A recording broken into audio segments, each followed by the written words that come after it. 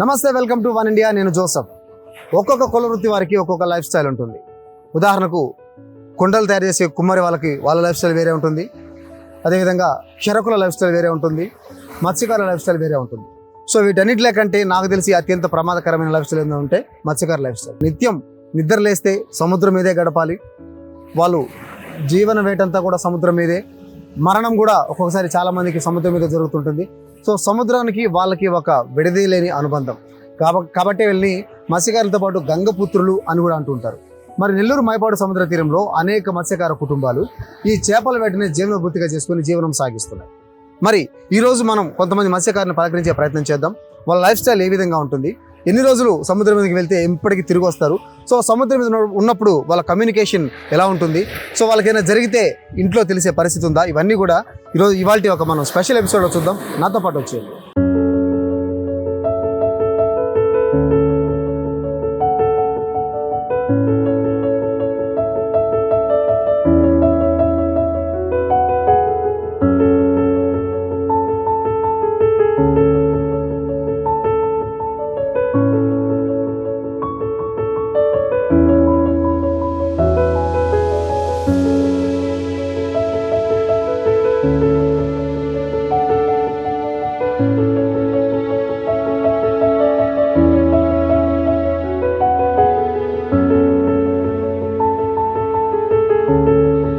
So మొత్తానికి మనం బోట్లో ట్రావెల్ చేస్తున్నాం, చిన్నపాటి స్థానికంగా ఉన్నటువంటి బోట్లో.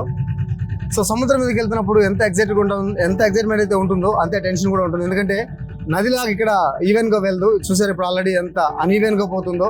సో అయినప్పటికీ వీళ్ళంతా కూడా దాని మీద ఆధారపడి జీవనం సాగిస్తుంటారు. వేట లేని వీళ్ళకి ఫుడ్ లేదు అనే విధంగా జీవనం సాగిస్తుంటారు. సో సంవత్సరంలో 3 నెలల పాటు వేట విరామ సమయం అంటే నిషేధం చేస్తుంటారు. ఆ టైంలో చేపలు ఏవైతే ఉన్నాయో అవన్నీ కూడా సముద్రంలో గుడ్లు పెడుతుంటాయి. కాబట్టి వలలు వేస్తే ఆ గుడ్లు అన్ని కూడా చితికిపోతే చేపల ఉత్పత్తి కాదు అనే ఒక ఉద్దేశంతో గత కొన్ని సంవత్సరాలుగా సంవత్సరంలో 3 నెలల పాటు వేట విరామ సమయం ఉంటుంది. సో ఆ సమయంలో వీళ్ళు చాలా ఇబ్బందులు పడుతుంటారు. మిగతా అంతా వేట సాగించినా కూడా అంటే రాను డీజిల్ రేటు పెరుగుతుంది, పెట్రోల్ రేటు పెరుగుతుంది. కానీ బయటికి వెళ్ళి వీళ్ళు పట్టిన చేపలు అమ్మాలంటే మాత్రం రేట్లు వేరేలా ఉంటున్నాయి. సో ఏది ఏమైనప్పటికీ కూడా అతి కష్టం మీద జీవనం సాగిస్తున్నారు కొన్ని మత్స్యకార కుటుంబాలు. ఈరోజు వాళ్ళ గురించి మనం పూర్తి స్థాయి తెలుసుకోబోతున్నాం. సో ఒకసారి చూడొచ్చు మీరు నా చుట్టూ ఉన్నటువంటి బ్లూ సీ. సో సముద్రం ఎంత అంటే స్టార్టింగ్లో మనకు వలలు ఉంటాయి, మధ్యలో ఇప్పుడు కొంచెం దూరం వచ్చాం మనం. సో ఎంత ప్రశాంతంగా ఉందో చూస్తున్నాం కదండి. సముద్రం చాలా ప్రశాంతంగా ఉంది. మధ్యలో అలలు ఉండవు, మనకు స్టార్టింగ్లోనే అలలు ఉంటాయి. సో మనం కొంచెం దూరం వచ్చాం ఒడ్డు నుంచి. మొత్తం చుట్టుపక్కల అంతా కూడా ఒక అద్భుతమైనటువంటి ఒక అట్మాస్ఫియర్ మనకు కనిపిస్తుంది. చాలా ఆహ్లాదకరంగా ఉంది. సో ఇట్లా ట్రావెల్ చేస్తూ అలా ముందుకు వెళ్తున్నాం. సో మొత్తానికి చూస్తున్నాం కదా, సముద్రం చూస్తున్నట్లయితే అసలు కనుచూపు మేర అంతా కూడా మనకు వాటర్ కనిపిస్తుంది. ఆ సన్ రేస్ దాని మీద పడి నీళ్లు బంగారం లాగా మెరుస్తూ ఉన్నాయి. చూడండి ఎలా మెరుస్తున్నాయి నీళ్లు. అవి చూస్తే తప్ప అంటే ఆ ఫీల్ చూసి ఎంజాయ్ చేస్తే తప్ప నార్మల్గా అయితే ఆ ఫీల్ మనకు దొరకదు. సో సూర్యకిరణాలు పడ్డప్పుడు ఒకే ఏరియాలో సముద్రం అంతా ఎంతున్నా కూడా సో ఒక ఏరియాలో మాత్రమే వాటర్ అంతా కూడా తలతలత మెరిసిపోతున్నాయి. సో సూర్యకిరణాల వల్ల వచ్చేటువంటి ఎఫెక్ట్ అది. సో ఇలాంటి సముద్రం మీద వీళ్ళు కొన్ని నెలల పాటు గడుపుతూ ఉంటారు. ఒకసారి వాళ్ళతో మాట్లాడే ప్రయత్నం కూడా మనం చేద్దాం. అన్న, ఏం పేరు? మీ పేరు? నా పేరు విజయ్ కుమార్ అండి. సో మీరు ఎన్ని సంవత్సరాలుగా ఈ చేపల వేటను సాగిస్తున్నారు? నేను గత 25 సంవత్సరాల నుంచి యాడ్ చేస్తున్నాను. 15 సంవత్సరాల నుంచి వ్యాట్ ఫీల్డ్ లో ఉన్నాను మా నాన్నతోని. మా నాన్న ఒకటే చేసేవాడు చిన్నప్పుడు. నేను వచ్చినప్పుడు ఈ బోట్లు తీసుకోవడం, ఇద్దరు యాడ్ చేయడం. అన్న, మత్స్యకార లైఫ్ అంటేనే చాలా కష్టం అంటుంటారు. ఒకసారి సముద్రం మీద పోయినప్పుడు భారీ అలలు వస్తుంటాయి అంటారు. సో అట్లాంటి సిచ్యువేషన్ ఎప్పుడైనా మీరు ఫేస్ చేస్తున్నారా? నేను యాడ్ చేసినప్పుడు 5 సార్లు అలాంటి సిచ్యువేషన్ ఫేస్ చేస్తున్నాను. ఓకే, ఇప్పుడు వరకు ఎలా జరిగింది? ఎట్లా తప్పించుకున్నారంటే? తప్పించుకోవడం అంటే ఎట్లా చేయాలి? ఇప్పుడు వచ్చి హడావిడిగా మనం వేటకి వెళ్ళిపోయినాం, అటాక్ వచ్చింది. దాన్ని ఎట్లా మన ప్రాణం కాపాడుకోవాలంటే అది వల్ల పోయినా కూడా వల్ల ఎంత ఉన్నా కూడా నీళ్ళు వేసేసి మనం పడవ తేలేదట్టు చేసుకొని మనం ప్రాణం ఎట్లయినా కాపాడుకునేటట్టు చేసుకోవాలి. ఎప్పుడు వచ్చిందా? నైట్ టైమా, డే టైమా? 2 సార్లు నైట్ టైము, వర్షం, గాలి, తుఫాను. Day 3 times. సో ఏ సంవత్సరం అది? సంవత్సరం అంటే ఐడియా లేదు సరిగ్గా. ఓకే. సో ముందుగా మీకైనా సంకేతాలు తెలుస్తాయినా ఇట్లా వస్తుంది తుఫాన్ అని? కానీ మన ముందు ఇప్పుడు తెలుస్తుంది. ముందుగా అయితే మనకు ఒక 10-15 సంవత్సరాల ముందు అయితే ఎవరు ఏం లేదు, ఏదైనా వార్తలు టెక్నాలజీ ఇప్పుడైతే రిలయన్స్ వాళ్ళు ఏదో ఫోన్ చేసి గాలి వాళ్ళలో ఎంత ఉన్నది చెప్తున్నారు కదా, కొంచెం తగ్గుముఖం అవుతున్నారు వేటకు పోవడానికి. అప్పట్లో ఏం లేదు కదా, వెళ్ళిపోవడం తర్వాత అక్కడ ఏం జరిగేది మనకు తెలియదు. మనం వేటకు వెళ్ళినప్పుడు దరికి వచ్చిన తర్వాత మన ప్రాణం మీద మనకి అవగాహన లేదు. సో ప్రాణాల చేతుల్లో పట్టుకొని వేటకు పోవాల్సిందే. మాకు అది లేకపోతే మాకు బతుకుతారు. సో ఎట్లా ఉందన్న, లాభదాయకంగా ఉందంటారా ప్రస్తుతానికి చేపలు పట్టినది? ఇప్పుడు ఈ కృష్ణాపట్నం పోర్టు పడినప్పటి నుంచి అంత కలగర బోట్లు, పెద్ద బోట్లు స్టీమర్లు వచ్చినప్పటి నుంచి అసలు ఒక 5-10 సంవత్సరాల నుంచి వేటలు లేదు. ఏదో బతుకుతున్నాం అంటే ఇంకా ఏదో పని ఎత్తుక్కోలేక చేయలేక దీని మీద ఆధారపడి ఉన్నాం కాబట్టి దీన్నే చేస్తున్నాం. ఓకే, అంతకు మించి ఇంకా మాకు ఎట్టుపోవడానికి ఆస్కారం లేదు. ఒకసారి మీరు సముద్రం మీదకి పోతే తిరిగి రావడానికి ఎన్ని రోజులు పడుతుంది? ఒకసారి చాలా రోజులు ఇక్కడే గడుపుతారని చెప్పి తెలిసింది మాకు. గడపవచ్చు. ఇప్పుడు టేక్ ఆట, పెద్ద చేపల ఆట వెళ్తే ఒక వారం 10-15 రోజులు పైన ఉంటాం. అది పెద్ద స్టీమర్లు అయితే నెల కూడా ఉండొచ్చు. నాకు చిన్న బోట్లు కాబట్టి ఒక 2 రోజులు, లేకపోతే నైట్ 2 గంటలకు వెళ్ళడం, మరుసటి రోజు ఉదయం 10 గంటల లోపల రావడం, ఇలా జరుగుతుంది. అన్న ఇప్పుడు డే టైం అంటేనే మనకు చుట్టుపక్కల ఏం అర్థం కాదు, అలాంటి రాత్రుల పూట చిమ్మ చీకట్లో మీరు ఎలా వేట చేస్తారు అసలు సముద్రం మీద? చేయాలంటే ఇంకేముంది, ఒక ఏరియా నుంచి వల వదలనాడు చేపలు చేయడానికి వేట వెళ్ళినప్పుడు అక్కడ వదిలేసి దొరకదు ఇదన్నీ సహజం. ఇంకా చీకట్లో ఏం లేదు, ఏదో టార్చ్ లైట్ వెళ్తురు లేదు చేసుకొని రావడం అంతే. ఇప్పుడు మీరు ఎలా గుర్తిస్తారన్నా ఇక్కడ చేపలు ఇక్కడ పడతాయి, ఇక్కడ పెద్ద చేపలు ఉంటాయి, ఇక్కడ చిన్న, ఇప్పుడు మీరు అన్నారు పెద్ద చేపలు ఏదో లోపలికి వెళ్ళాలి, అది మీకు ఎట్లా తెలుస్తుంది? కొండ గుర్తులు అనమాట. ఇప్పుడు ఇక్కడ ఒక రోజు ఏడ వదులుతాము, ఈ రోజు ఏం లేదు, ఇంకొంచెం పైకి వెళ్తాము మరుసటి రోజు. అందువల్ల ఏడ ఎక్కువ 4 చేపలు ఎక్కువ వస్తుంది, అది అక్కడ చేప ఎక్కువ ఉన్నట్టు అక్కడ 2 రోజులు వేట చేస్తాం. ఈ వలలో రకాలు ఉంటాయా? చిన్న చేపలు పట్టడానికి, రొయ్యలకి, ఎండ్రాయిలకి, చేపలకి, పెద్ద చేపలకి, టేక్ చేపలకి ఒక్కొక్క ఐటమ్ బట్టి ఒక వల. ఒక వల కొనాలంటే ఇంచుమించు 50,000 లక్ష రూపాయలు అవుతాయి. లక్ష రూపాయలు దాకా ఉంటాయి. ఇంకా మనకి ఆ చేపలు దొరకాలంటే చేయాలి, తప్పుడు కొనాలా. మనకి ఇంకేముంది, ఏదో తినడానికి సరిగా ఏదో ఒకటి తాకట్టు పెట్టి తెచ్చుకోవడం, ఆ తీరేదాకా దానికి అట్టడం, ఇదే మాకు. సో ఇప్పుడు బయట అంత రేట్ గిట్టుబాటు అవుతుందన్న మీకు? అంత రేట్లు కొనుక్కొని వచ్చిన తర్వాత అక్కడ ఇచ్చే వాళ్ళు ఇప్పుడు అంత రేట్ అంటే ఎవరు ఎంత ఉందో తగ్గిస్తే ఇస్తారు. వాళ్ళకి మళ్ళీ వాళ్ళు పెట్టుబడి పెట్టింది వాళ్ళు తీసుకోవాలి కాబట్టి తక్కువలోనే వస్తారు. అయినా కూడా ఇంకా తక్కువనే మాకు అదే చాలని. ప్రతి సంవత్సరం 3 నెలల పాటు వేట విరామ సమయం ఉంటుంది కదా, ఆ టైంలో ఏం చేస్తుంటారు మీరు? అంటే మీకు ఇదే వృత్తి మామూలుగా, మరి ఆ 3 నెలల పాటు ఏం చేస్తారు, ఎలా గడుపుతారు? ఇంటికాడ ఖాళీగా కూర్చోవడం, ఏదో పని ఎవరైనా పిలిస్తే పోవడం, అంటే వేరే పనులకి, అంటే వేరే పనులు, కూలి పనులకి. ఇంకా దాని నుంచి ఇంకేం లేదు. ప్రభుత్వం నుంచి మీకు 3 నెలల పాటు బియ్యము డబ్బులు అందుతున్నాయా? అదే సంవత్సరానికి 10,000 ఇస్తున్నారు. పోయిన సంవత్సరం అందుబాటు కాలేదు, ఈ సంవత్సరం మళ్ళీ ఒక 4 నెలలు మళ్ళీ ఆపుతారు. అప్పుడేమో ఇస్తారేమో చూడాలి. సో మీ పిల్లలకి అంటే ఇప్పుడు మీ నాన్న దగ్గర నుంచి మీకు వచ్చింది, మీరు కూడా మీ పిల్లల్ని వేటకు పంపిస్తారా? చదువుకొని ఉన్నత స్థాయి నిలబెట్టుకోవాలని చూస్తారా? ఉన్నత స్థాయి నిలబెట్టాలని కోరుకుంటున్నాము, కానీ ఇక్కడ వసతి బాగా కల్పిస్తే ఇంకా వాళ్ళకి అందుబాటు, మనకి వచ్చే సంపాదన తక్కువ కాబట్టి వాళ్ళని ఏదో ప్రభుత్వం స్కూల్లో ఏదో కొద్ది చదివేయాలని మాకు కోరికే. మాలాగా కష్టపడి ప్రాణం పోయి చేసుకోవాలని మాకేమో వాళ్ళు చేయవద్దని మాకు వృత్తి. నేను మొన్న ఇటీవల ఒక సినిమా చూశాను, తండేల్ అనే మూవీలో కూడా సముద్రం వేట మీద సముద్రంలో పెద్ద పెద్ద అలలు రావడం వల్ల అక్కడ ఇట్లాంటి మన ఊర్లో ఈ ప్రాంతంలో జరుగుతున్నాయా? అంతంత అలల మీద మనం పెద్ద మూటలు అయితే వెళ్తాం. ఇది అంత మనకి ఏదైనా కొంచెం హడావిడిగా జరిగేటప్పుడు ఇక్కడ అలలు ఎక్కువ అవుతాయి, అందువల్ల మేము ఎక్కువ శాతం పోం. మీకు ఒడ్డునే తెలిసిపోతుంది సముద్రం అలా కొంచెం తేడాగా ఉందంటే కొంచెం ఆలోచిస్తారు. ఇంకా ప్రాణం మీద పెట్టి పోవాలి, తప్పదు, ఇంకా బ్రతకాలి కదా, అందుకని కొంచెం ఆలోచిస్తారు. కొంతమంది సరే పోదాంలే అని వెళ్ళిపోతారు. ఆ పైన జరిగేదానికి ఇంకా మళ్ళీ దేవుడే దిక్కుంటారు. సో అప్పుడు చూడండి ఒకసారి ఒక స్పాట్ లాగా మనకు కలర్ వేరే, అంటే అక్కడ గుంపులుగా చేపలు ఉన్నట్టు. ఇప్పుడు అక్కడ మలేసియా పడితే చేపలు మనకు దాని చుట్టూ వేయాలి వాళ్ళ. సో ఆ సర్కిల్ లోపల ఇప్పుడు చేపలు ఉన్నాయి. నిజంగా నాకు సూపర్ ఎక్స్పీరియన్స్ అండి ఇక్కడికి రావడం వల్ల. సో ఆ ఏదైతే కలర్ డిఫరెంట్ కనిపిస్తుందో అక్కడ వరకు చేపలు ఉంటాయి, అన్ని చేపలు ఉంటాయి. దాని సర్కిల్ చుట్టూ కనుక వల వేసినట్లయితే మనకు చేపలు దొరుకుతాయని చెప్తున్నారు ఈయన. సూపర్, చాలా మంచి ఎక్స్పీరియన్స్ అండి నాకు దీంట్లో రావడం వల్ల. సో ఎప్పుడు డిస్కవరీ ఛానల్ అంటే దాంట్లో చూడడం తప్ప ఇట్లాంటివి ఫస్ట్ టైం చూసాను. ఇక్కడ డాల్ఫిన్స్ కూడా తిరుగుతుంటాయన, కొన్ని టైంలో వస్తాయి, ఒక టైంలో వస్తుంది. ఇది వచ్చినప్పుడు ఎక్కువ శాతం వస్తుంది, అంటే తినడానికి వస్తుంది. సో మన టైం కానీ బాగుంటే డాల్ఫిన్స్ కూడా చూద్దాం, ఒకవేళ దొరికితే లేదో తెలియదు కానీ దూరం రాదు, ఇంకా ధరణి వస్తుంది, దగ్గరికి వస్తారా? ఇప్పుడు మనం సముద్రం ఒడ్డు నుంచి ఎంత దూరంకి వచ్చి ఉంటాం? ఒక 3-4 కిలోమీటర్లు 3-4 కిలోమీటర్లు వచ్చామా? బాబాయ్, సో నాకైతే లైఫ్ లో ఫస్ట్ టైం అండి సముద్రం నుంచి 3-4 కిలోమీటర్లు ట్రావెల్ చేయడము. నిజంగా వండర్ఫుల్ ఎక్స్పీరియన్స్. అండ్ ఈ ఎక్స్పీరియన్స్ అయితే మాత్రం అందరికీ దొరకపోవచ్చేమో, కొంతమందికి అవకాశం ఉంటుంది. సో నాకు ఈరోజు ఛాన్స్ వచ్చింది ఇట్లా మత్స్యకారులతో కూర్చొని మాట్లాడుతూ వాళ్ళు ఏంటి, వాళ్ళ కష్ట సుఖాలు ఏంటి, సో వేటకు వచ్చినప్పుడు వాళ్ళ అదంతా కూడా ఎలా ఉంటుంది, ఏం చేస్తే అంటే వాళ్ళు కూడా మా పిల్లల్ని ఇలా మేము ఉంచాలనుకోవట్లేదు, ప్రాణాల అరచేతిలో పట్టుకొని ఈ వేట కొనసాగించడం మాకు ఇష్టం లేదు, కానీ మాకు వచ్చే సంపాదన తక్కువ, స్కూళ్ళల్లో ఫీజులు ఎక్కువ.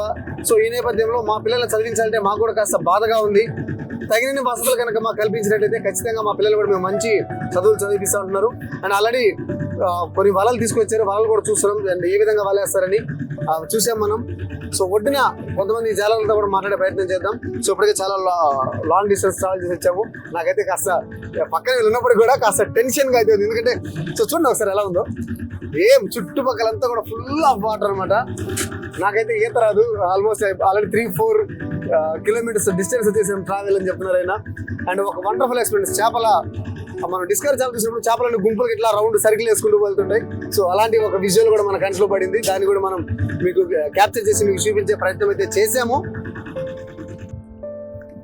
నాకు ఇంకో డౌట్, ఇప్పుడు మీరు సముద్రం మీదకి వెళ్ళారు, మీ ఫోన్స్ తీసుకెళ్తారు కదా, అవి ఎంత దూరంలో పనిచేస్తాయి?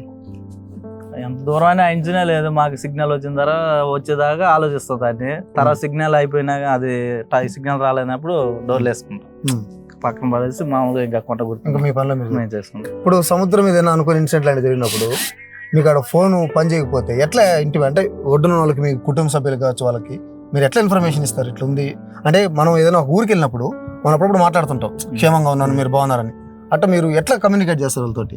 కమ్యూనికేషన్ కట్ అయిపోద్ది. ఇంకా మేము బయటకు సంబంధం బయటకు వచ్చిన దాకా వాళ్ళకు ఇంకా మేము బతికున్నామని వాళ్ళకి తెలియదు. అదే మాకు మేము ఉన్నామని వాళ్ళకి తెలియనప్పుడు, అందువల్ల మేము ఇంకా దాన్ని ఎట్టవాడు చేసుకొని గాలి గుండానో లేకపోతే నీటి అల్లగుండానో బయటికి వచ్చేటట్టు ఆలోచిస్తాను. సో మీకు ఏం జరిగినా బయట ప్రపంచానికి తెలిసే అవకాశమే లేదు సముద్రం మీద ఉన్నప్పుడు. మరి భోజనాలు అవి ఎట్లా చేస్తారు? ఒక వారం రోజులు ఉండాల్సి వస్తాయి, భోజనాలు ఎలా చేస్తారు? మేము మామూలుగా చిన్న గ్యాస్లోనే వండుకోవడానికి నీటిలో వస్తే మొత్తం తీసుకెళ్ళిపోతాం. అక్కడ ఉండి వంట చేసుకుని తిని నిద్రపోవడానికి అంతా దాని ఫెసిలిటీ తీసుకుని వెళ్ళిపోతాం. మరి మంచినీళ్ళు అవన్నీ కూడా తీసుకెళ్తాం. 1 లీటర్ అంటే 20 లీటర్ వాటర్ క్యాన్ ఉంటుంది కదా, అది ఎన్ని రోజులు వస్తుంది మీకు వండుకోవడానికి, తినడానికి? ఒక రోజు ఉదయం నైట్కి సరిపోతుంది. అలాంటిది ఒక బ్యారెల్ ఎత్తుకొని పోతాం అనమాట. ఒక 100 లీటర్ క్యాన్, పెద్ద బ్యారెల్. అది ఒకటి. డీజిల్ ఒక 50 లీటర్లు. అంటే అక్కడ జరిగేది ఏమి అర్థం కాబట్టి ఎప్పుడు ఒక 10 లీటర్లు ఎక్స్ట్రా తీసుకెళ్ళి రెడీగా స్టాక్ ఉంటుంది. అయినా కూడా అయిపోయే సిచ్యువేషన్ కూడా ఉన్నాయి. ఎప్పుడు జరిగింది అట్లా? నాకు తెలీదు, నేను ఉన్నప్పుడు దాకా అంత ఇదే జరగలేదు. ఒకవేళ అయిపోయింది, నడి సముద్రంలో ఉన్నారు, డీజిల్ అయిపోయింది, మరి మీకేమో ఫోన్స్ లేవు, చెప్పాలంటే ఇన్ఫర్మేషన్ ఎట్లా చెప్తారు? అప్పుడు పెద్ద బోట్లు, స్టీమర్లు వస్తాయి అనమాట, చెన్నై బోట్లు అని. వాళ్ళు ఏదైనా పక్కకు వస్తే చేతులు ఎత్తడం, ఏదైనా జెండా కొంచెం హెల్ప్ కావాలని అప్పుడు వాళ్ళు వచ్చి ఏమి అడిగి మాకు ఏది కావాలి వాళ్ళు ఇచ్చేసి వాళ్ళు డబ్బులు తీసుకుంటారా? డబ్బులు ఏం తీసుకోరు, మనం అబ్బాయి ఇబ్బందులో ఉన్నాం కాబట్టి మనం వాళ్ళని అడిగి కొంత హెల్ప్ చేస్తారు. సో ఇలా ఉంటాయి మీ లైఫ్స్. అంటే ఒకసారి సముద్రంలోకి వెళ్తే బయట ప్రపంచంతో మనకు సంబంధం లేదు. బయటకు ఏం జరిగినా కూడా ఇంట్లో వాళ్ళకి తెలిసే అవకాశం లేదు. మనం చచ్చున్నామా బతికామా కూడా తెలీదు. సో తిరిగి మనం ఒడ్డుకు వచ్చేవారు ఎగ్జాక్ట్గా ఇదే చూపిస్తారు తండేల్ మూవీలో కూడా. సముద్రంలోకి వెళ్ళిపోయారంటే 9 నెలలు, అంటే వాళ్ళు ఇప్పుడు నేను చెప్పినట్లు పెద్ద పెద్ద బోట్లు కాబట్టి లోపలికి వెళ్తారు, మేము అంత లోపలికి వెళ్ళాం. కానీ వెళ్ళిన వరకు ఒకసారి 2-3 రోజులు అక్కడే ఉండాల్సి వస్తుంది. ఒక పరిధి దాటిన తర్వాత టెలికమ్యూనికేషన్స్ కూడా పూర్తిగా కట్ అయిపోతాయి. మేము ఉన్నామా లేమా, మాకేమైంది కూడా ఇంట్లో ఉన్న వాళ్ళకి తెలియదు. తిరిగి మేము ఒడ్డుకు వస్తే వరకు వాళ్ళ మొహాలు చూడలేము, వాళ్ళతో మాట్లాడని చెప్తున్నారు.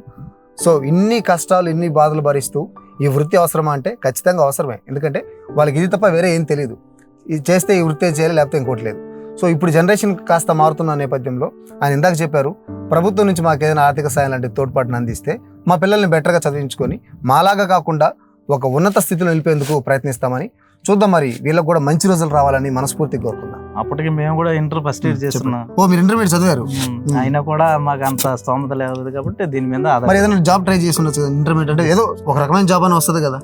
జాబ్ ట్రై అంటే ఇంకా మనం అంత ఆలోచించలేదు. అంటే కుటుంబం ఇబ్బంది వల్ల ఇంకా జాబ్కి వెళ్ళి అది వచ్చి ఇది వచ్చి ఇది వేస్ట్ అయిపోద్దని ఇది నమ్ముకున్న వృత్తి, ఇది కుల వృత్తి కాబట్టి దీంట్లో కంటిన్యూ అయిపోతున్నారు. అది మా బిడ్డలకు రాకుండా చూసుకోవాలని కొంచెం ఆతృత. ఏదైనా ప్రభుత్వం కూడా ఏదైనా కొంచెం చేయాతృస్తే మంచి స్కూల్లో చదివించుకుంటున్నారు పిల్లలు. సో ఇదనమాట మొత్తానికి సముద్రం మీద ఒక ఫిషర్ మ్యాన్ అంటే మత్స్యకారుల జీవితం ఎలా ఉంటుంది అనే దాని మీద మనం ఈరోజు వాళ్ళతో అంటే జనరల్గా కూడా మనం బయట ఒడ్డున కూర్చొని మాట్లాడచ్చు. సో ఇక్కడికి వస్తే వాళ్ళ కష్ట నష్టాలు తెలుస్తాయి. మనం ఎంత టెన్షన్గా గుండె ఇట్లా కొట్టుకుంటున్నప్పుడు కూడా ప్రాణాలు అరచేతిలో పెట్టుకొని అంటారు కదా. సో ఆల్మోస్ట్ అలాగే ఉంది. సో చూడండి వేవ్స్ ఎలా వస్తున్నాయో. సో ఇట్లా వేవ్స్ సముద్రంలో ఎలా ఉంటుందన్నమాట. మనం హ్యాపీగా ఒడ్డు మీద స్నానం చేస్తూ బోటు పోతుంది అనుకుంటాం, కానీ బోట్ లోపల ఉన్న కష్టాలు ఇప్పుడు మనకు చాలా క్లియర్గా తెలియజేశారు. సో ప్రభుత్వం నుంచి మాకు తగినంత ప్రోత్సాహం లభిస్తే ఇది కాకుండా మా పిల్లల్ని మేము చక్కగా చదివించుకుంటామని చెప్తున్నారు. మరి చూద్దాం ప్రభుత్వాలు ఆ దిశగా ఆలోచించి ఒక మత్స్యకారుడు కొడుకు కూతురు మత్స్యకారుడిగానే మిగిలిపోకుండా ఒక ఉన్నత స్థాయికి ఎదిగేలా ప్రభుత్వాలు కృషి అని చెప్పి వాళ్ళు కోరుతున్నారు. చూద్దాం వాళ్ళకు కూడా మంచి భవిష్యత్తు రావాలని చెప్పి మనం కూడా మనస్ఫూర్తిగా ఆశిస్తాం. సో నా వెనకాల మీరు చూడొచ్చు మత్స్యకారులు వల వేసినారు ఆల్రెడీ. ఈ వాళ్ళంతా వేసిన వాళ్ళంతా కూడా లోపలికి దాన్ని అంటే చేపలు హంటింగ్ వేటైన తర్వాత ఆ వాళ్ళంతా లోపలికి లోపల ప్రయత్నం చేస్తున్నారు. ఆ చిన్న చిన్న చేపలు ప్రస్తుతానికి అయితే కొన్ని మనకు కనిపిస్తున్నాయి. బట్ వాళ్ళ పూర్తి స్థాయిలో ఓపెన్ చేసిన తర్వాత మనకు అర్థమవుతుంది ఏ స్థాయిలో స్టాప్ ఉంటాయో. ఇదనమాట ఇలా ఉంటుంది మత్స్యకారు లైఫ్. వాళ్ళ లైఫ్ అంతా కూడా కేవలం సముద్రం మీదే ఆధారపడి ఉంటుంది. సో సముద్రం నమ్ముకొని ఉంటారు కాబట్టి వీళ్ళని గంగపుత్రులు అని కూడా అంటారు. సో ఒకసారి లైన్ చూడండి, అలా పైన మనకు కొన్ని తేలాడుతూ కనిపిస్తున్నాయి. అంటే ఆ సర్కిల్ అంతా కూడా వాళ్ళు వల వేస్తున్నారు అనమాట. సో ఏదైతే ఎక్కడైతే వాళ్ళు గుర్తిస్తారో ఇక్కడ చేపలు అని చెప్పి ఆ సర్కిల్ చుట్టూ బోట్లో వెళ్తూ వల వేసుకుంటూ వచ్చేస్తారు. మళ్ళీ ఆ వల నాకుంటూ వెళ్తారు. ఇలా ఉంటుంది. ఆ పడ్డ చేపలన్నింటిని కూడా మళ్ళీ ఒడ్డుకి తీసుకెళ్ళి దాని అంతా కూడా సాగ్రిగేట్ చేసి సో మార్కెట్కి తరలిస్తారు. వీళ్ళకి వచ్చిన ఆదాయమే వీళ్ళ కుటుంబ పోషణకి ఉపయోగపడుతూ ఉంటుంది. సో ఇలా ఉంటుంది మత్స్యకారు లైఫ్ అంటే. మనం అనుకుంటాం వాళ్ళు హ్యాపీగా చేపలు అమ్ముకుంటున్నారు సంపాదిస్తున్నారని. కష్టపడితేనే నిత్యం కష్టంతో కూడుకున్న వర్క్ వెళ్ళి ఆల్రెడీ మనం అనుకున్న ఇటీవల వచ్చిన తండేలు మూవీలో కూడా చూపించారు. సో వేటకు వెళ్తే ఎప్పుడు తిరిగి వస్తారో కూడా తెలియని పరిస్థితి. సో మత్స్యకారు లైఫ్ ఎప్పుడు కూడా సముద్రం మీద ఆధారపడి ప్రాణాలు అరచేతిలో పట్టుకొని వెళ్లాల్సిన పరిస్థితి మనకు కనిపిస్తుంటుంది. సో మత్స్యకారులతో పాటు బోట్లో ట్రావెల్ చేసి మనం తిరిగి ఒడ్డుకు వెళ్ళిపోతున్నాం. నా వెనకాల మీకు కనిపిస్తున్నటువంటి బీచ్ చూస్తారో ఒడ్డు అనమాట, సముద్రం. అక్కడికి వెళ్ళబోతున్నాం మనం ఇప్పుడు. సో బోట్లో దాదాపు ఒక ½ అన్ అవర్ మనం అంతా కూడా సముద్రం తిరిగే ప్రయత్నం చేశాము. సముద్రంలో ఉన్నటువంటి కొన్ని అంటే రేర్గా చూసేటువంటి కొన్ని సీన్స్ అయితే నాకు ఈరోజు కనిపించాయి. చేపలను ఒక గుంపుగా ఉండడం, అదే ఒక బోట్లో మనం వెళ్తే ఇంకో బోట్లో మత్స్యకారుని షూట్ చేయడం, ఇవన్నీ కూడా ఒక వండర్ఫుల్ ఎక్స్పీరియన్స్ నాకు ఇచ్చాయి. సో మొత్తానికైతే ఏదైతే మనం మత్స్యకారు లైఫ్ స్టైల్ మీద ఇక్కడికి వచ్చామో ఆ ఉద్దేశం నెరవేరింది అనుకుంటాను. కాకపోతే మనం మరికొంతమంది మత్స్యకారులతో కూడా మాట్లాడే ప్రయత్నం చేద్దాం.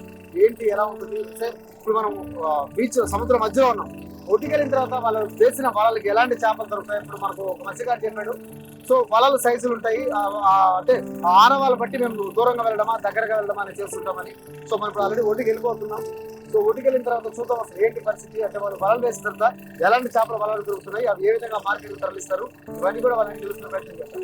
చెప్పండి, యాక్చువల్గా మత్స్యకారుల జీవితాలు అనేది చాలా కష్టాల్లో ఉంటాయి. ఎందుకంటే ఎప్పుడు కూడా సముద్రం మీద గడపాలి, ఏ నిమిషం ఏం జరగదో తెలియని పరిస్థితి. సో మీరు చిన్నప్పటి నుంచి వేట మీద ఆధారపడారు. సో ఎట్లా అనిపిస్తుంది ఈ లైఫ్, ఎలా అనిపిస్తుంది మీకు అసలు? ఇంత ముందు అయితే మాకు లైఫ్ బాగుండింది. ఈ కడలూరు బోట్లు వచ్చి మాకు నెట్లన్నీ మొత్తం ఏమి ఉన్నట్లే. పోతే మొత్తం ఒక 50,000 లక్ష రూపాయల దాకా సరుకు పోతానే ఉంది. ఆ వాళ్ళ మొత్తం పోతుంది. పోతే ఏంటి ఆ కడలూరు బోట్ అంటే ఏంటి, వాటి వల్ల మీకు వస్తున్న సమస్య ఏంటి? మాకు అంటే దర్యమ్మిడి వచ్చేస్తున్నారు సార్. మేము దర్యమ్మిడే యాడ్ చేసేది. దర్యమ్మిడి సముద్రం మీద ఇట్లా ఇక్కడ మేము యాడ్ చేసిందంతా దర్యమ్మిడే యాడ్ చేస్తే ఆ వలలు వదిలేసినప్పుడు మేము కనీసం 1 కిలోమీటర్ 1.5 కిలోమీటర్ వలలు వదిలేస్తాం. మూటలన్నీ తీసుకొని వదిలేస్తాం. వదిలిన తర్వాత వాడు ఇష్టంగా లాక్కోవాలి. కేకేసినా కూడా మాట వినట్లే. మా ఎంత చెప్పినా మాట వినట్లేదు. అందరు మేమంతా ఒకసారి అనుకున్నాం పవన్ కళ్యాణ్ దగ్గర పోయి కూర్చొని మాట్లాడి ఆ బోట్లు ఇటు రాకుండా చేద్దామని మాట్లాడతామంటే డబ్బు పెట్టుబడి ఎక్కువ అయిపోద్ది. అంత మాత్రం టోర్లం కూడా కాదు. మేము దాన్ని పెట్టుకొని పోవాలంటే దాని అంత టోర్లం కూడా కాదు. ఆ పూటగా ఏదో జరుగుతా ఉందంటే ఒక 10,000 దొరికితే దాన్ని తీసుకోవటం, సమర్చుకోవటం, తినటం ఈ బయటలో ఉన్నాం. ఇప్పుడు మీకు పడే చేపలకి మీరు అమ్ముకున్న తర్వాత మీకు వచ్చే ఆదాయానికి సరిపోతుందా, ఇబ్బందులు పడాల్సి వస్తుంది? ఇబ్బంది పడుతుంటాం. ఒకసారి అయితే ఏం ఒక నెల అయినా కూడా ఏం దొరకదు, ఖాళీగా చేపలే దొరకదు సార్. అది ఇంట్లో కాదు, ఎప్పుడైనా కూడా కంటిన్యూగా దొరకదు. కంటిన్యూ దొరికితే మేము కూడా కొట్టుకున్న లెక్కే. కంటిన్యూ దొరకదు. ఒక 10 రోజులు దొరికితే 10 రోజులు గ్రాఫ్ ఉంటుంది. ఎన్నిలా అదే ఇది వస్తుంది కదా, ఆ టైంలో ఒక ఎన్నిల టైంలో దొరకద్ది. సంవత్సరంలో 3 నెలల పాటు వేట చేయకూడదు కదా? చేయకూడదు. అది కూడా ఒకవేళ పవన్ చంద్రబాబు నాయుడు చెప్పారు 20 ఏళ్ళు వేస్తారని, అది కూడా ఇంకా వేయలేరు. 2 సంవత్సరాలు అయిపోతుంది. 1 సంవత్సరం ఉంది, ఈ సంవత్సరం కూడా వచ్చేసింది. ఆ సంవత్సరం పోయింది, ఈ సంవత్సరం కూడా ఏం వేస్తారో ఏమో తెలవలేదు. అది కూడా ఏం పట్టించుకోదు, అది జరుగుతా ఉంది. మీరు సముద్రం మీద ఉన్నప్పుడు మీకు బయట మీ కుటుంబ సభ్యులతో కమ్యూనికేషన్ ఎలా ఉంటుంది? అంటే అసలు మాట్లాడగలరా, వీలుంటుందా? ఫోన్ సిగ్నల్స్ ఇవన్నీ ఆ సిగ్నల్స్ అందుద్ది. దగ్గర దగ్గర ఎంతవరకు అంత మహా అంటే ఒక 20 కిలోమీటర్లు 30 కిలోమీటర్ దాకా పోవచ్చు, అందుద్ది. మీరు దాదాపు ఒక 30 సంవత్సరాల నుంచి వేటలో ఉన్నారా? పిల్ల అప్పటి నుంచి చదువు. ఓకే, ఇప్పుడు మీకు ఎన్ని 40 సంవత్సరాలు ఉంటాయా? 50, 60 దాకా 60 ఉన్నాయి కదా. ఈ 65 సంవత్సరాల్లో మీరు వేటకి వెళ్ళినప్పుడు బాగా భయపడిన సందర్భం, ఏమో చచ్చిపోతానేమో అని ఎప్పుడు అనిపించింది మీకు? అంటే తుఫాను వచ్చినప్పుడు ఏదైనా మనం తెలవదు కదా సార్, ఒకసారి ఏటకి వెళ్ళిపోతాం. ఏటకి వెళ్ళిన తర్వాత లాంగ్ లో మంచి యాడ్ చేసాం, సునామీ వచ్చేసింది. అందరూ సముద్రం మీదనే ఉన్నాం. మాకు వచ్చినప్పుడు మాకు అసలు ఏం తెలియదు, అంతా సముద్రం మీదనే ఉన్నాం. తిరగబడిపోయింది, తెప్పలు తిరగబడిపోయింది, ఈత కొట్టుకొని తెప్పుకొని అటో బయటకు. కొంతమంది చచ్చిపోయారు, ఒక 13, 14 ఎంతో చచ్చిపోయారు. దర్యామిడి ఉండే వాళ్ళు అంతే. ఒకసారి పెద్ద వచ్చేసింది, ఓ అమ్మ నా కొడుకున్నాడు, ఓ అమ్మ నా మనవడు ఉన్నాడు సముద్రం మీద దర్యామిడి వచ్చిన వాళ్ళు కూడా లాగేసి చంపేసింది కూడా. అలాగా కొన్ని యుద్ధాలు ఉన్నాయి మాకు, ఉన్నాయి. బతుకు పోరాటంలో మీరు నాకైతే చాలా ఉన్నాయి. స్టేమర్లో బోట్ లో కూడా మేము విశాఖపట్నంలో ఉన్నప్పుడు బోట్ లో బోట్ కూడా మునిగిపోయి 2 రోజులు ఇది ఉన్నాం. 2 రోజులు ఈత కొట్టుకుంటా ఒకటి కడుపులో పెట్టుకుని ఈదుకుంటా ఉంటే. ఎప్పుడు జరిగింది ఇది? నేను పెళ్లి కానప్పుడేనా, వైజాగ్ లో ఉన్నప్పుడు ఈదుకుంటా కడుపులో వాటర్ క్యాన్ ఒక క్యాన్ డీజిల్ క్యాన్, అది కడుపులో పెట్టుకుని 2 రోజులు ఇది. అలసట అనిపించలేదా? కొనుక్కోవటమే కాసేపు, గాలి కొట్టుకుంటా ఇటు కొట్టుకుంటా పోద్ది. ఈ గాలి వచ్చింది అనుకో ఇట్నే వస్తుంది, మళ్ళీ ఈ గాలి వచ్చింది అనుకో కొద్ది దూరం అట్ట పోద్ది. తెలియదు, ఎట్టైనా జరిగిపో తాగాల్సిందే, పైకే పోము. అది మేము ఓపుకున్నాం చెప్పి బాగుతాం. రోజుల్లో ఏం లేదు కదా, తిండి గిండి ఆహారం లేకపోతే. ఇప్పుడు సముద్రంలో మనకు పెద్ద పెద్ద తిమింగలాలు అవి ఉంటాయి కదా, ఉంటాయి. మరి మీరు ఆ క్యాన్ మీద వచ్చినప్పుడు మీకు అట్లాంటి ఏం కనిపించింది? పైకి రావు మాదే. అంటే మేము లాంగ్ లో అది ఆడో ఒకటి ఉంటాయి అనుకో, ఉండకుండా ఉండదు. పెద్ద మనం స్టేమ్ వల్ల పోతా ఉంటే దాని వెనకాల పరిగెట్టడం కానీ, దాని ముందర పరిగెట్టడం కానీ ఉంటాయి. ఉన్నా కానీ అది ఏం చేయదు. దాన్ని మనం ఏదైనా కలిపెడితే దాన్ని ప్రాణభయం కాపాడుకోవడానికి అది చేస్తుంది. ఏదైనా అంతే. మీకు అద్భుతమైనటువంటి అనుభవాలు అయితే ఉన్నాయి సముద్రం మీద. సునామీ వచ్చినప్పుడు మీరు సముద్రంలో ఉన్నారు? ఉన్నా. ఇప్పుడు భయపడ్డారు బాగా? అయిపోయాం, ఇంక ఈ రోజు అయిపోయింది మన చాప్టర్ క్లోజ్ అనుకున్నాం, కానీ దేవుడి దయలో బతికాం. ఎన్ని సంవత్సరాలు అవుతుందా సునామీ వచ్చి? 20 సంవత్సరాలు అవుతుందా సుమారుగా? 20 సంవత్సరాల పైన అవుతుంది. ఆ చేదు దినాన్ని ఇంకా కూడా మర్చిపోలేకపోతున్నా. 22 సంవత్సరాలు అవుతుంది. రైట్ నా ఏంటి ఏం కావాలనుకున్నాం? ఒకవేళ ఇంకా మీ పిల్లల్ని కూడా ఇలాగే కంటిన్యూ చేద్దాం అనుకుంటున్నారా? ఈ వృత్తిలో మాకు వద్దు అనిపిస్తుంది. వృత్తి పర్లేదు సార్, ఈ వృత్తి అసలు మా పిల్లగాళ్ళు అయితే చదువుతా ఉన్నారు, కొంత చాలా మంది చదివి ఉన్నారు, జాబ్ రావట్లేదు.